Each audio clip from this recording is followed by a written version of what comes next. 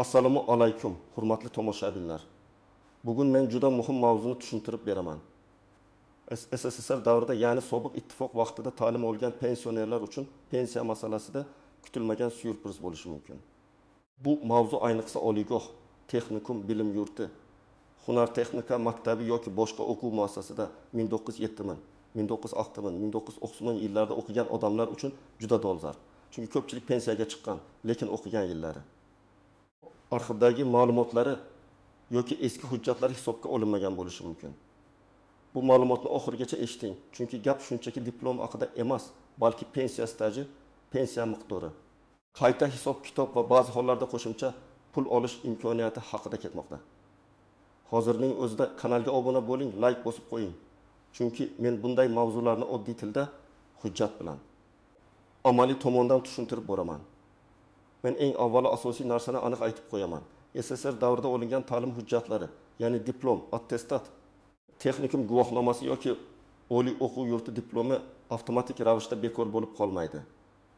Ko'p odamlar mening diplomim Sovet davridan endi uning kuchi yo'q deb o'ylaydi. Bu noto'g'ri tushuncha. Agar hujjat haqiqiy bo'lsa, unda o'quv muassasasi, sana mutaxassislik, o'qish shakli va bitirganlik qayd etilgan bo'lsa, u hali ham muhim hujjat hisoblanadi. Endi savol tug'iladi, bu pensiyaga qanday ta'sir qiladi? Pensiya hisoblashda odatda ikki asosiy masala ko'riladi. Birinchisi ish staji, ikkinchisi ish haqi yoki pensiya hisoblashga ta'sir qiladigan daromadlar. SSSR davrida o'qigan ko'plab pensionerlar pensiyaga hujjat topshirgan paytda ayrim yillarni tasdiqlovchi hujjatlarni topa olmagan. Kimdir mehnat daftarchasini yo'qotgan, kimningdir korxonasi yopilib ketgan. Kimdir texnikum yoki oliygohdagi o'qish davrini umuman ko'rsatmagan. Natijada pensiya kamroq chiqib qolgan bo'lishi mumkin. Oldin ko'p hollarda odamlar pensiya jamg'armasiga borib, hujjatni topshirgan va nima chiqsa shu deb ketgan. U paytda ko'pchilik arxiv so'rovini qanday yuborishni bilmagan. Ba'zi pensionerlar o'qish stajiga kirmaydi deb eshitgan va hatto diplomini olib bormagan. Ba'zilarda esa kadrlar bo'limi noto'g'ri yozuv qilgan. Masalan, kunduzgi o'qishmi, sirtqi o'qishmi, ishlab o'qiganmi, stipendiya olganmi, amaliyot bo'lganmi, bular aniqlashtirilmagan. Hozir vaziyat shundan iboratki, arxiv ma'lumotlarini qayta izlash, eski hujjatlarni tiklash, pensiya ishini qayta ko'rib chiqish va ayrim davrlarni tasdiqlash imkoniyatlari ancha kengaydi. Davlat xizmatlari arxiv idoralari, sobiq o'quv muassasalarining huquqiy vorislari, oliygohlar, texnikumlar, mahalliy arxivlar orqali ma'lumot olish mumkin.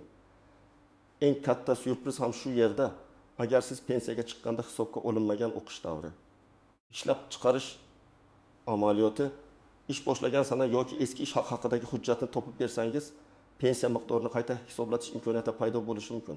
Asosiy qism 1. Kimlar e'tibor berishi kerak? Kimlar xavotir olmasa ham bo'ladi?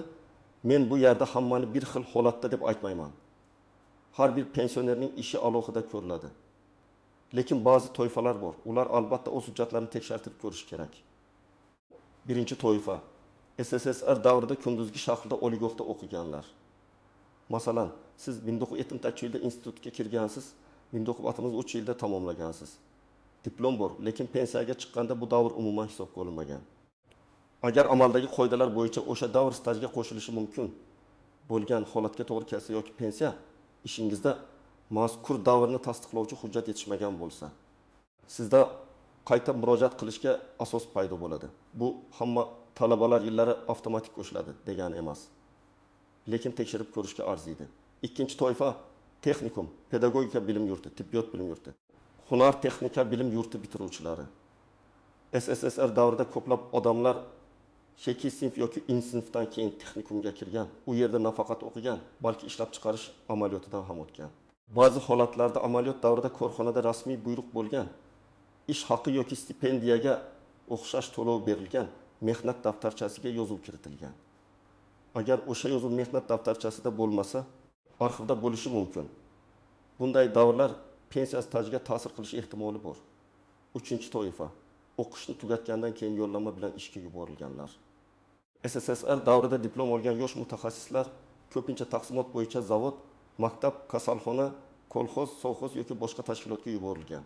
Masalan, 1995 yilda pedagogika institutini tugatgan ayol qishloq maktabiga o'qituvchi qilib yuborilgan.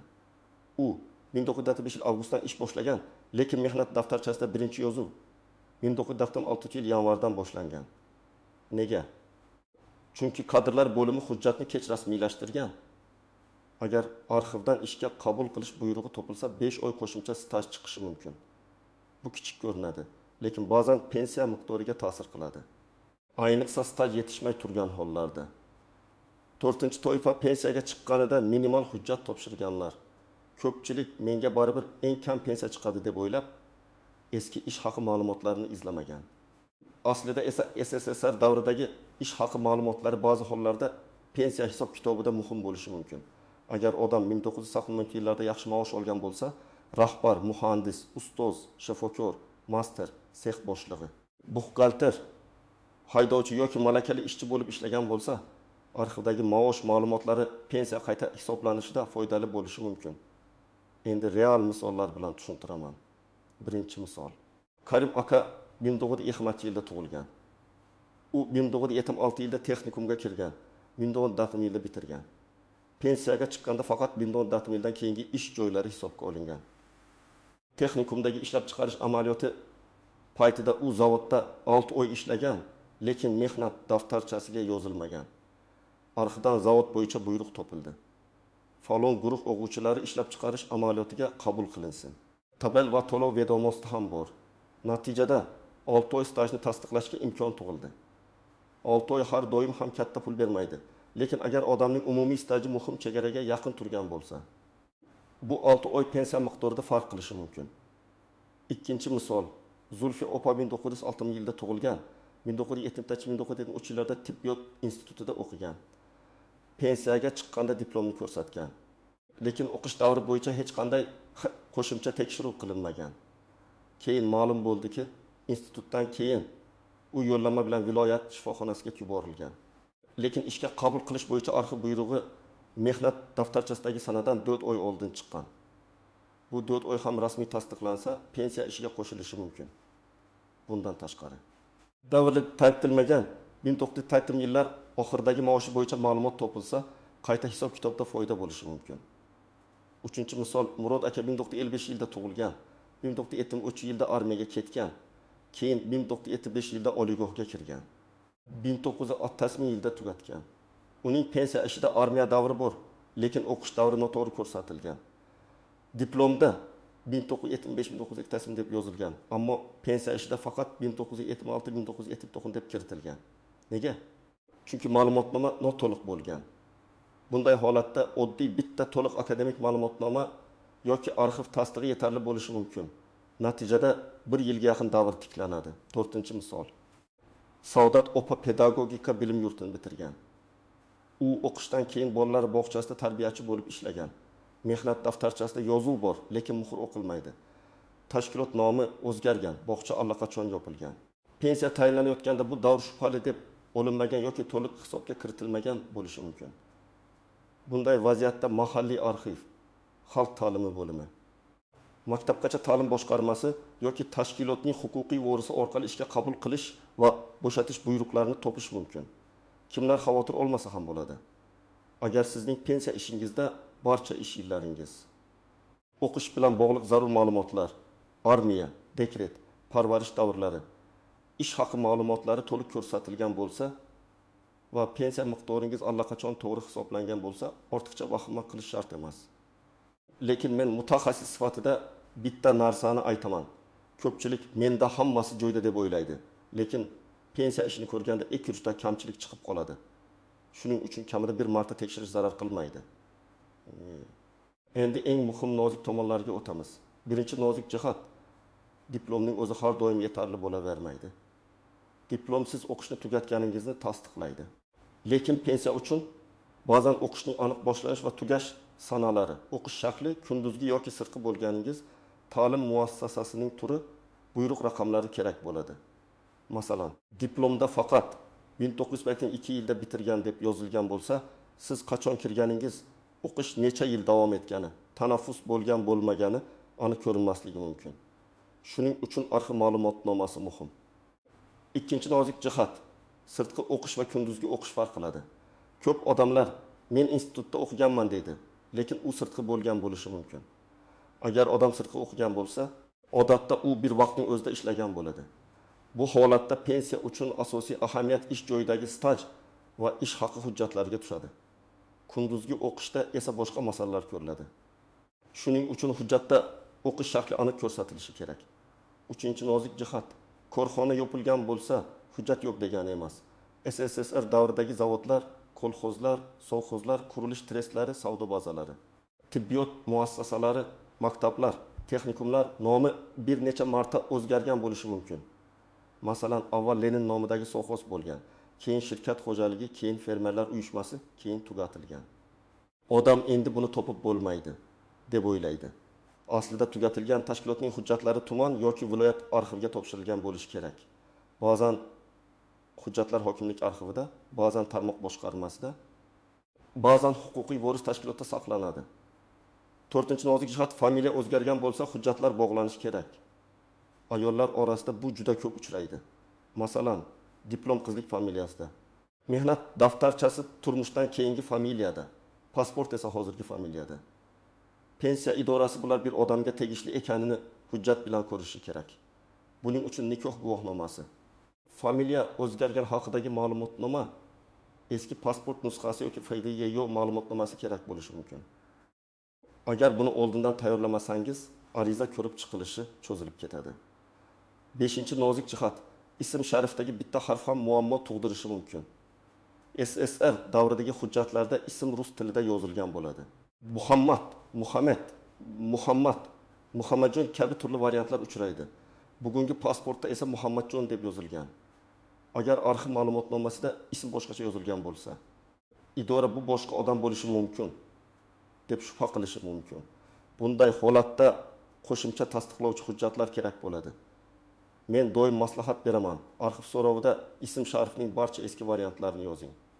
6-nozik jihat, pensiya qayta hisoblanishi har doim o'tgan yillarning hammasi uchun pul qaytariladi degani emas. Bu juda muhim.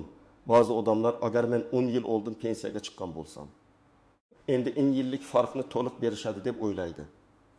Amaliyotda qayta hisoblash tartibi, murojaat sanasi, hujjat qachon taqdim etilgani va qonunchilikdagi muddatlar muhim bo'ladi.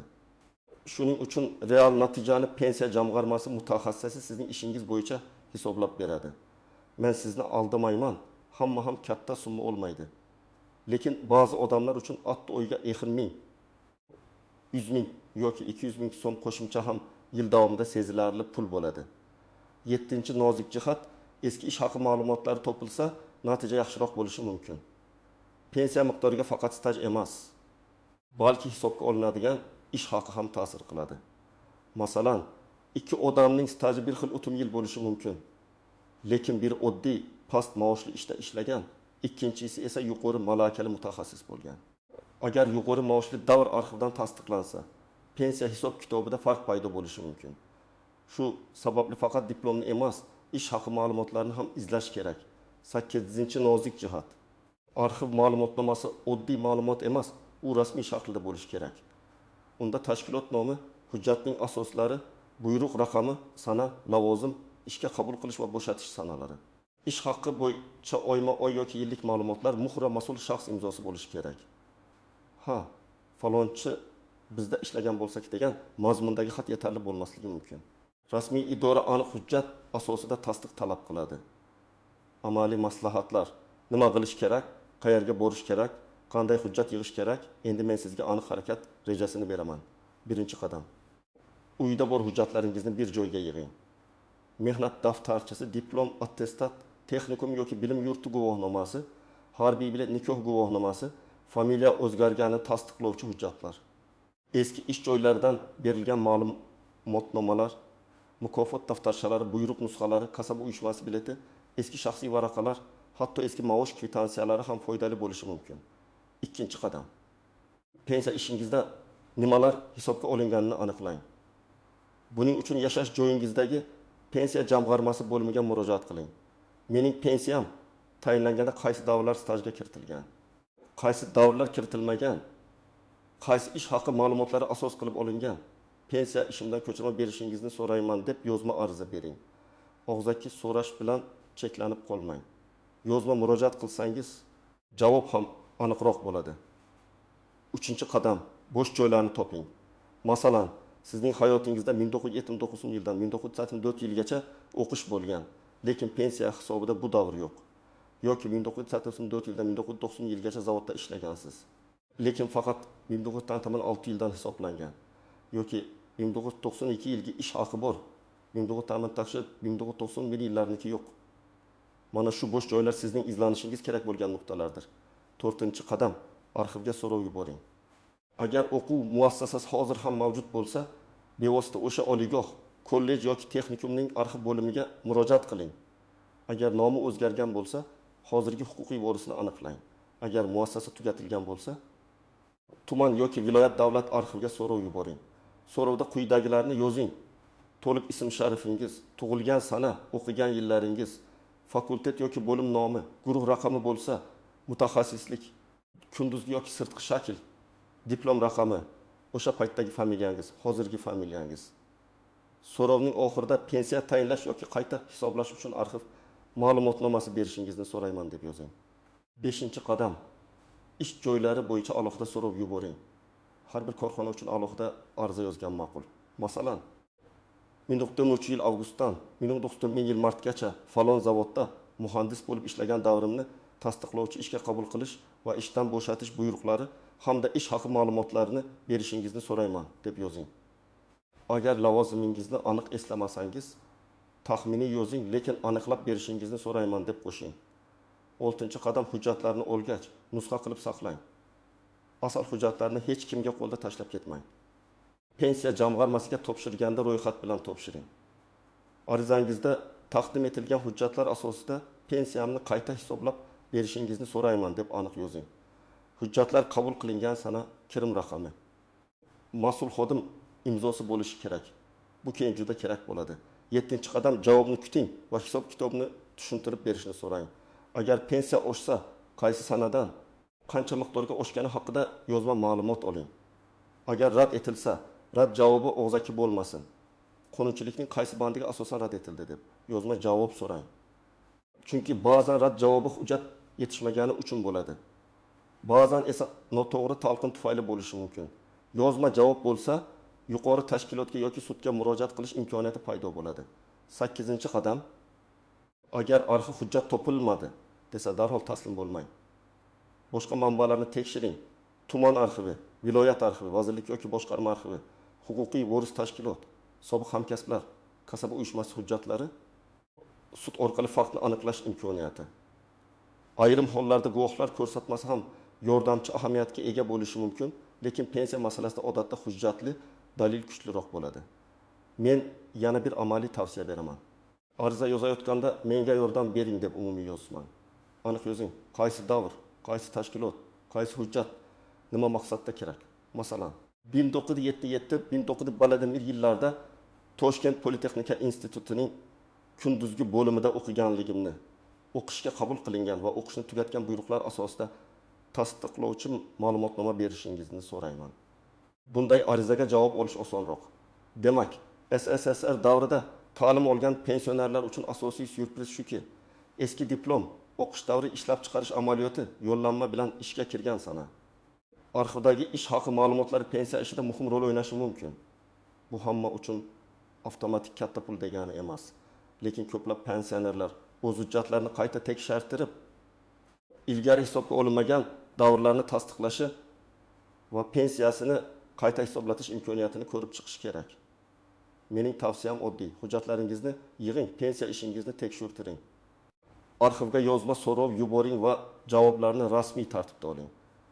Ayniqsa 1970-1990 yillarda o'qigan, texnikum yoki oliygoh bitirgan, korxonasi yopilib ketgan, familiyasi o'zgargan, mehnat daftarchasida bo'shliq bor pensionerlar bu masalaga befarq qaramasin. Agar siz yoki yaqinlaringiz SSSR davrida o'qigan bo'lsa, izohlarda yozing. Qaysi yillarda o'qigansiz, diplomangiz saqlanganmi? Pensiya hisobida o'sha davr ko'rsatilganmi? Men keyingi videolarda eng ko'p uchraydigan holatlarni alohida tahlil qilib beraman. Videoni foydali deb bilgan bo'lsangiz, albatta like bosing. Kanalga obuna bo'ling va bu ma'lumotni ota-onangiz, qarindoshlaringiz, qo'shnilaringizga yuboring. Chunki birgina topilgan arxiv hujjati ba'zan pensiyaning butun pensiya hisobini o'zgartirib yuborishi mumkin.